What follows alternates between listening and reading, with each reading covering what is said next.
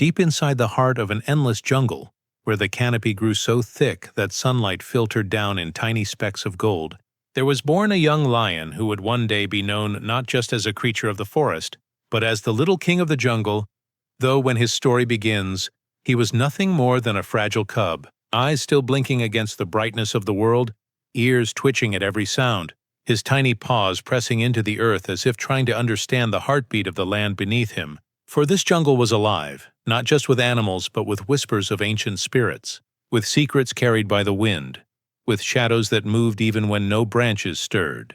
And from the first breath the cub took, it was as though the jungle itself was watching him, waiting to see whether he would grow into a ruler or disappear into silence like countless others before him.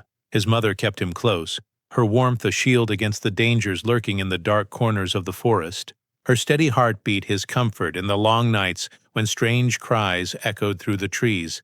But even as small as he was, there was something unusual in the way he looked around, his golden eyes too sharp, too curious, as if he already knew that his journey would not be ordinary, and the other animals sensed it too. From the chattering monkeys high above who paused mid-swing to stare at him, to the cautious deer who lingered longer than usual before darting away, as though they too felt that something new had entered their world, something that might change the balance of power within the jungle.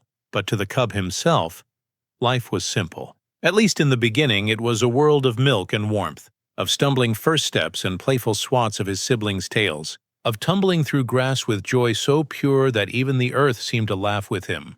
Yet the jungle has a way of testing every creature it shelters, and the cub's first test came sooner than anyone expected. One night when the moon hung low and red, the air thick with the scent of rain that had not yet fallen, a shadow slipped through the grass, silent as death.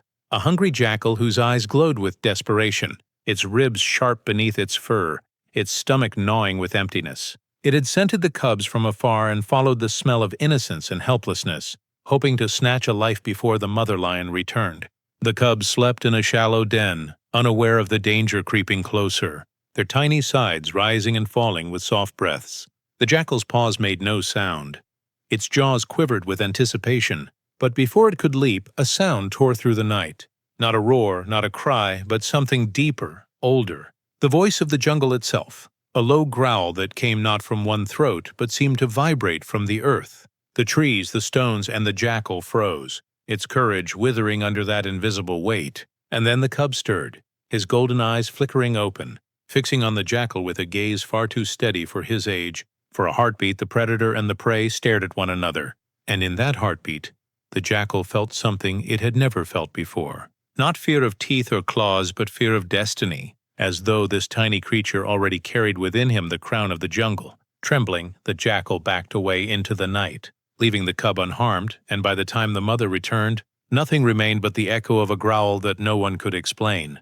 Yet from that night onward, stories began to spread, whispered from one animal to another, of the lion cub who had frightened away a predator with nothing but a look, of the child of the forest who might have been chosen by the spirits themselves. As the cub grew, so too did the legend, though he did not understand it. For him, days were filled with learning to stalk, to pounce, to wrestle with his siblings, to stumble and rise again, yet even his play seemed different, more deliberate, more focused, and while other cubs tumbled carelessly, he always seemed to land on his feet, as though the earth itself tilted to protect him. His mother watched with pride, but also with unease, for she had lived long enough to know that those who are chosen by fate are also tested by it more fiercely than others, and she feared what trials lay ahead for her son.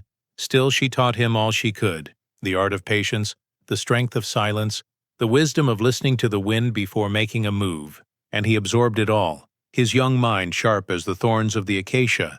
But what neither of them knew was that far away, at the edge of the jungle where the trees gave way to dry plains, there were eyes watching, a rival pride, led by a scarred lion who had once tried to claim this jungle and failed.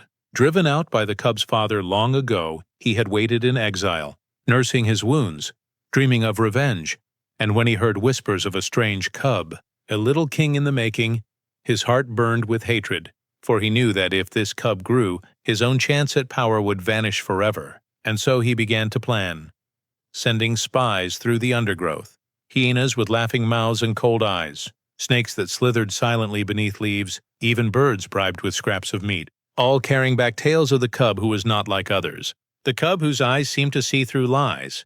And with every tale the scarred lion's fury grew. He would not allow destiny to crown another, not while he still drew breath, but destiny does not bend easily. And the jungle itself seemed to conspire to keep the little lion safe. Storms would break just as hunters drew near. Rivers would rise to cut off threats. Even the smallest creatures, ants and bees, seemed to swarm against those who tried to harm him, as if an invisible hand guided every moment. Yet the cub did not know of enemies. He only knew the joy of running through tall grass, the thrill of chasing butterflies, the taste of fresh rain on his tongue. He grew strong, his muscles quick, his mind sharper than ever, and though he was still small, the animals began to treat him with an odd kind of respect, stepping aside when he walked, bowing their heads without knowing why. And he began to feel it too, a pull inside him, a voice that whispered not in words but in sensations, guiding him deeper into the jungle, towards places his mother warned him never to go, ancient clearings where no grass grew, caves that breathed cold air even in summer, trees whose roots seemed to form shapes like faces. He felt drawn to them, as if they were calling his name, and though fear prickled his fur, curiosity was stronger. Each secret corner he discovered filled him with a strange strength, and little by little the jungle began to reveal itself to him, not just as a home, but as something alive, something that could speak, something that could choose, and whether he liked it or not, it had chosen him.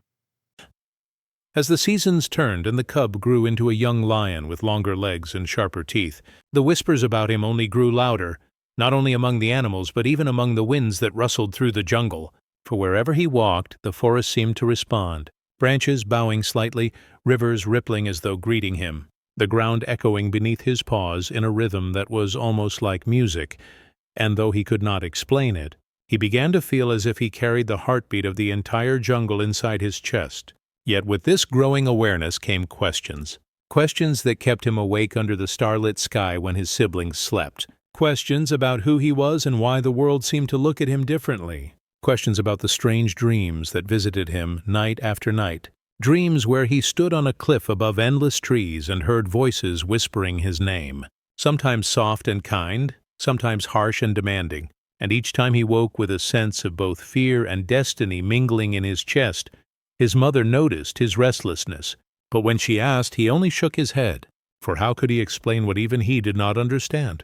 Still, she reminded him of one truth, that the jungle is a place of balance, and those who rise too high must always be ready to fall. Yet he felt that falling was not his fate. Rather, that he was meant to rise higher than any before him, and perhaps it was that belief which pushed him to wander further than his siblings dared, exploring valleys where mist curled like ghosts, cliffs where eagles circled and watched him with eyes full of knowledge, rivers where crocodiles surfaced and bowed their heads before sinking back into the depths, as though recognizing something in him that he himself could not yet see. It was on one such wandering that he stumbled into a place few had ever seen, a clearing at the heart of the jungle, where the air was thick with the scent of old stone and older magic, the ground littered with carvings half buried in roots, symbols that glowed faintly when his paws brushed them. He felt his fur rise as a low hum filled the air, a vibration that seemed to enter his bones. And then he heard it clearly, a voice not from outside but from within, deep and resonant, telling him that he was not just born in this jungle, but born for it, that every tree, every river, every creature carried a piece of his destiny, and that one day he would be called to protect it. Not just with his claws, but with his heart. He tried to run from the voice, frightened by its weight.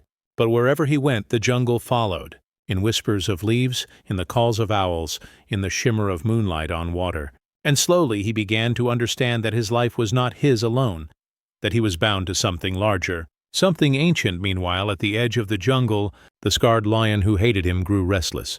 His spies brought back stories of the cub's growing power, of how even predators showed him respect, and jealousy consumed him like fire. He could not wait any longer. So he gathered his followers, hyenas with cruel laughter, jackals with hungry eyes, vultures that circled overhead, and he began to spread fear, attacking villages of deer, scattering herds of elephants, poisoning rivers so that fish floated lifeless on the surface. His message was clear. The jungle would never be safe under a child who dreamed instead of fought. Yet the jungle resisted him. Storms rose against his armies. Trees fell to block his path, Even fire refused to burn where the little lion roamed. Still, the scarred lion was clever, and he knew he could not defeat destiny with brute strength alone, so he turned to trickery, sending whispers into the jungle. Lies that slithered like snakes, telling the animals that the little lion was cursed, that he brought storms and drought, that his rise meant their downfall, and fear began to creep into even the bravest hearts. The young lion felt it, the shift in the way creatures looked at him, no longer just with awe but with suspicion, no longer just respect but also doubt. It weighed heavily on him, for though he was strong, he was still young, and he could not fight whispers the way he fought claws. So he withdrew deeper into the forest, seeking answers, and the jungle answered in its own way, leading him one night to an ancient tree. So vast its roots seemed to touch the core of the earth, its trunk scarred with lightning yet still standing tall. There he met a creature unlike any he had seen before, an owl old as stone, its feathers white as snow, though no snow had ever fallen in this jungle, its eyes deep pools of gold that saw not just the present but the past and future. And the owl spoke, its voice echoing like wind in caves, telling the young lion that every ruler faces doubt, that even the greatest kings are tested not by enemies, but by the fear of their own people, and that his task was not to silence whispers, but to prove through his actions that he was worthy of trust. The young lion asked how, but the owl only replied that the jungle itself would show him, and with a great beating of wings it vanished into the night, leaving him alone with more questions, yet also with a spark of determination he had not felt before. And it was not long before his test arrived, for soon after the scarred lion struck again, this time bolder than ever, leading his pack deep into the jungle's heart, setting ambushes, tearing through herds, leaving trails of blood and fear. The animals fled in terror, some blaming the young lion for failing to protect them, others begging him to rise and fight. And though fear gnawed at him, though he felt the weight of his youth, he knew he could no longer hide. He stood at the edge of the clearing where the scarred lion's forces had gathered, the moon casting his shadow long and regal behind him. And for the first time he roared, not the playful growl of a cub, not the uncertain cry of a youth, but a true roar, deep and thunderous, a sound that shook the branches and sent birds exploding into the sky, a roar that carried not just sound but power, the very essence of the jungle flowing through his chest. And in that moment every creature paused, every predator, every prey, even the scarred lion himself. For it was not the roar of a young lion, it was the roar of a king, the roar of destiny. And though the battle that followed was fierce, with claws slashing, teeth snapping, blood staining the grass, something shifted. The animals who had doubted him now fought at his side. Elephants trampling enemies, monkeys dropping stones from above, birds diving with sharp talons. The jungle itself seemed to fight with him, rivers rising to sweep away enemies, vines tangling around attackers' legs. The scarred lion fought savagely, his fury unmatched, but for every strike he landed, the young lion rose stronger until at last they faced one another beneath the ancient tree. Eyes locked, the scarred lion sneered, calling him too young, too weak. But the young lion only answered with silence, his golden eyes glowing with the light of the spirits. And when they clashed, the jungle seemed to hold its breath. Claws met claws, roars split the night. But destiny weighed heavily on the scarred lion, dragging him down, and though he fought with desperation, he could not withstand the tide. With one final strike, the young lion forced him to the ground, and though he could have ended it, he did not. For the owl's words echoed in his mind, that a true king is measured not by the enemies he kills, but by the mercy he shows. So he stepped back, sparing the scarred lion, declaring that the jungle did not belong to hatred, but to balance. And though the scarred lion fled, broken and defeated, the message was clear. And from that night the jungle recognized the young lion not just as a cub, not just as a leader, but as the little king, chosen not because he was strongest, but because he understood the weight of compassion as well as the power of strength. Though the jungle had accepted him as its little king, his journey was far from over. For the crown he carried was invisible, yet heavier than any crown of gold. Every day brought new challenges, disputes among animals, drought that shriveled rivers, storms that toppled trees, and eyes always upon him, watching whether he would rise or stumble. And though he was young, he faced each trial with a heart both fierce and gentle, listening before he acted, seeking balance rather than victory. Still, the scars of doubt lingered among some creatures, for memory is slow to heal, and whispers continued that he was too small, too untested, and sometimes even he felt it. staring at his reflection in still water, wondering whether the spirits had chosen wrongly. But each time the jungle gave him signs, a deer bowing her head in trust, a wounded bird healing in his shadow, even the grass swaying in rhythm to his steps, as if reminding him that leadership was not about size or age, but about the harmony he created. Yet destiny is never content with peace for long, and soon another test arose, one far greater than claws and battles. For beyond the jungle, across the wide plains and mountains, humans had begun to move closer, cutting trees, setting fires, hunting for sport rather than hunger. Their machines roared louder than any beast, tearing paths through the forest, leaving smoke and silence in their wake. The animals trembled, for no roar could frighten humans, no claws could pierce their metal, and many fled deeper into the heart of the jungle, begging the little king to save them. But he too felt helpless, for how could even a chosen lion stand against men? Still, he knew he could not turn away, so he began to walk towards the edges of his world, to see for himself the threat that loomed. The jungle tried to hold him back, winds howling, branches blocking his path, but he pressed on, for he felt that if he did not face this, all that he loved would wither.